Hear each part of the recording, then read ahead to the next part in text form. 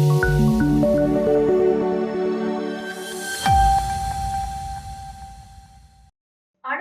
આંતરરાષ્ટ્રીય સૂરજકુંડ મેળો ફરીદાબાદમાં થયો શરૂ।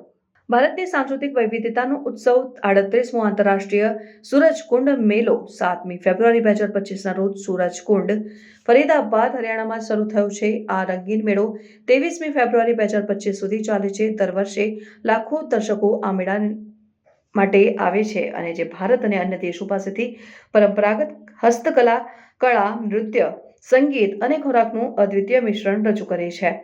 આ વર્ષના સૂરજકુંડ મેળાનો વિષય એક ભારત શ્રેષ્ઠ ભારત છે, જે ભારતની એકતા અને વૈવિધ્યતાને પ્રગટ કરે છે।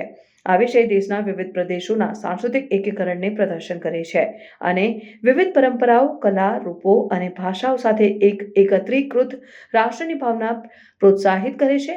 મેળામાં 1300 કરતાં વધુ કારીગરો અને 1100થી વધુ સ્ટોલ્સ છે, જે પરંપરાગત હસ્તકલા, કાપડ, માટી, ચિત્રકામ અને સોનાની ચાંદીની હસ્તકલા પ્રદર્શિત કરે છે। દર્શકો આ કારીગરોને પરંપરાગત કળાઓના ઉત્પન્ન પ્રક્રિયા દર્શાવતા જોઈ શકે છે। આ વર્ષે સૂરજકુંડ મેળામાં બાંગ્લાદેશ, ભૂટાન, મ્યાનમાર, થાઇલેન્ડ, નેપાળ અને શ્રીલંકા જેવા દેશોના કારીગરોનો સમાવેશ થશે। આંતરરાષ્ટ્રીય ભાગીદારી મેળાને વૈશ્વિક દ્રષ્ટિ પ્રદાન કરશે। મેળામાં પરંપરાગત સંગીત, નૃત્ય, નાટક જેવી જીવંત રજૂઆતો થતી છે। મેળામાં આવેલા ચોપાલ્સમાં આ પ્રદર્શનોએ ભારતીય સાંસ્કૃતિક વારસાને જીવંત બનાવતી રહેશે। આ મેળામાં વિશ્વભરના વિવિધ ખોરાક અને મનોરંજન માટે અનેક વિકલ્પો ઉપલબ્ધ છે।